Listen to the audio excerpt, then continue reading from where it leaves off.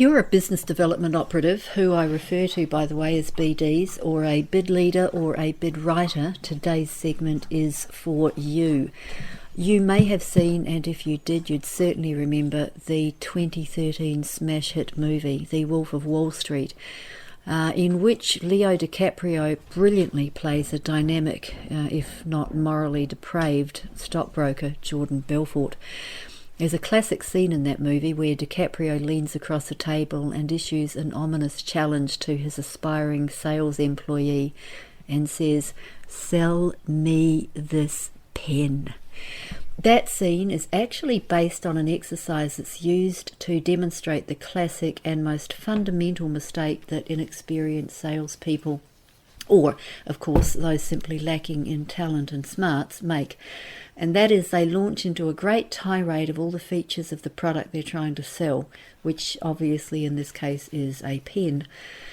So in today's segment, I want to relate these mistakes, and I want to look at their correction in the context of the dynamics between a BD and the representative of a prospective client or customer organisation during the critical pre-probity phase of a bid process. So the pen. So the rookie salesperson, he bursts forth in his string of Technicolor product features. It changes colour mid-sentence, it conforms to the shape of your hand, it emits stress-calming essential oils while you write, it writes in invisible ink that only the intended recipient can read, etc., and probably increasingly irrelevantly, etc. And so what's wrong with that, as you can see, is just about everything. So stay with me until I get to how there are prime principles here that apply to the bidding environment, because some of them might not be quite as obvious as you might at first think. So firstly, in the pen scenario, the salesperson hasn't done a thing to qualify the buyer. So he could be wasting his time, his energy, and certainly his credibility on a party that isn't in the market for and doesn't have the resources to buy a pen. Secondly, they're demonstrating, and think about this, that they have nil care, nil concern, nil consideration for, in fact, not even any interest in the potential buyer. They've got the objective of selling their wares, and that's all they're interested in achieving out of that conversation. Thirdly, let's assume our potential buyer is actually in the market for a pen.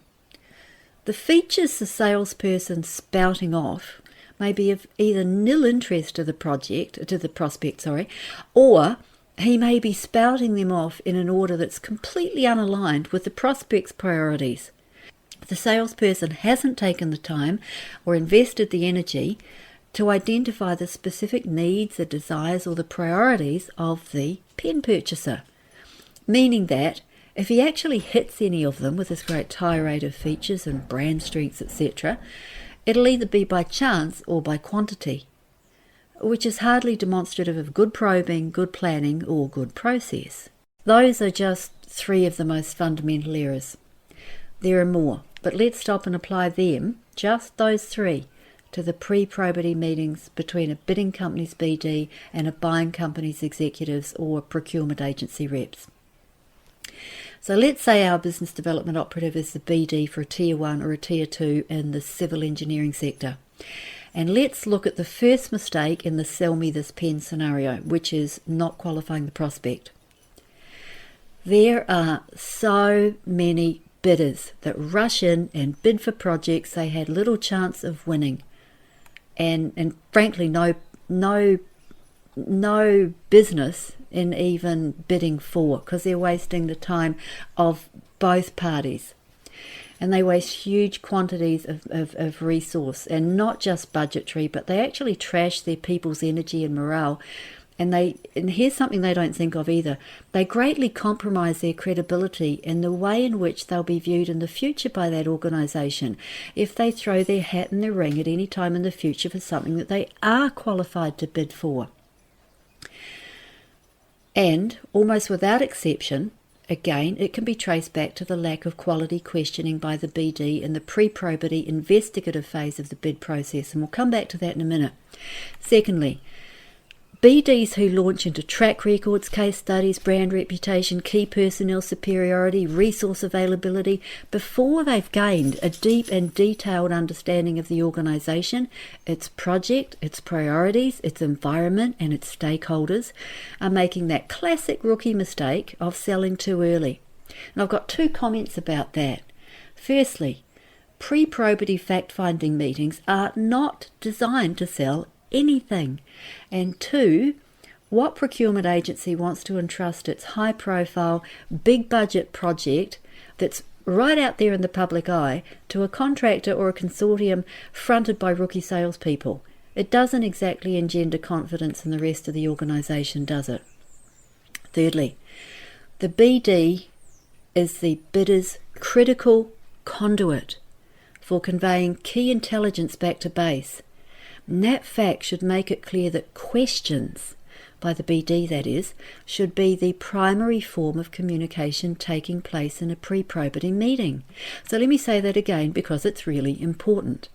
The BD is the bidder's critical conduit for conveying key intelligence back to base, back to the bidder, and the bid teams and the bid strategists and the bid leaders and the bid writers. And that fact should make it clear that questions are the only way that key intel is going to get mined out from that meeting such that it can be taken back to those parties at base.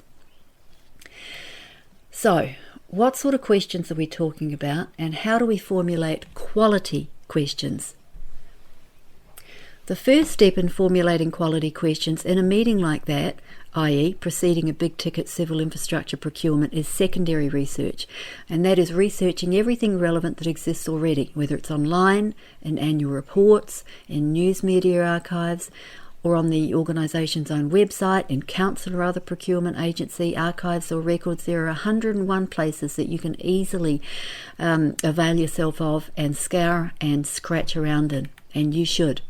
And the second step is primary research, and that is scouring your organisation's own extended network and outwards from that starting point to verify the findings of your secondary research and add more layers of insight onto it. The third step is to sit, be patient, lock yourself away, turn your phone off, don't look at emails, and sit for a few hours and analyse this information like a jigsaw puzzle. Put it together. What picture is forming in front of you on your desk as you assemble all these pieces of intel? Consider those findings from the perspective of the procuring organisation, and then formulate your questions in such a way that they're meaningful to and answerable by the specific personnel that you're going to be meeting with, who, by the way, it goes without saying, you should also have conducted some research on. I mean, in terms of the actual individuals you'll be meeting with. You want to know who's going to be on the other side of the desk, and you want to know as much about them as possible, within reason. Now, here's where we come to the relevance of this segment to bid leaders and bid writers. It's equally important. If the BDs that are feeding information into your processes haven't gone through these basic processes themselves, they'll almost certainly have either made a very poor job of mining out valuable information from the prospective client, or at a minimum they'll have left a whole slew of opportunities on the table for having drilled out additional valuable nuggets of intel. And those are inputs that you won't have to feed into your strategies and your content plans. And if you don't have them to formulate your strategies with and to formulate your content from, how are they going to appear in your final submission? And the answer is, they won't. Worse still, if the competition's business development frontline is better researched, better prepared, more diligent, and generally more switched on, that potentially bid-winning intel that you missed out on, guess where it's going to appear? It's going to appear in the competition submissions instead of yours.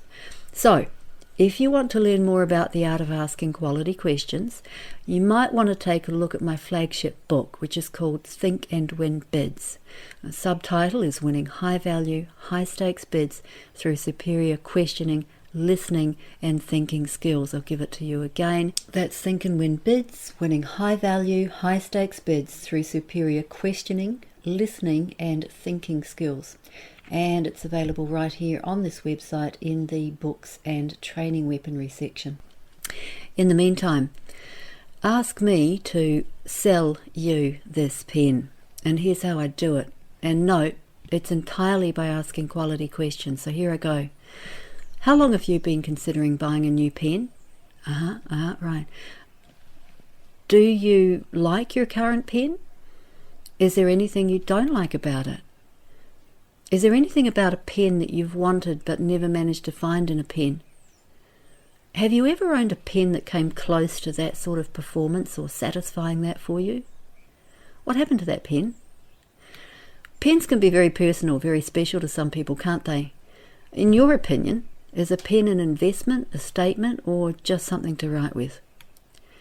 Have you looked at any pens that are out there on the market? So, are there any that have impressed you? And which ones and why? What's the most important feature or functionality that you think is particularly important for a good pen to offer to an executive in today's environment? How do you feel most pens stack up on that score?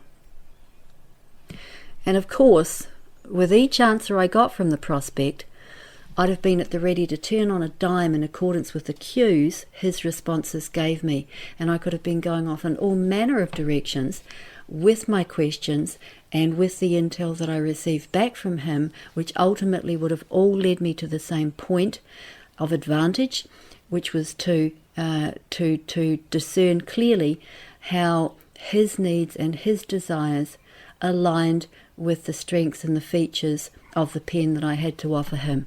And all of that without one word about my product, my brand, and no assumptions from me about his needs. And a prospect that's going to get as close to his fantasy pen as I can possibly deliver. I'll speak to you in the next segment.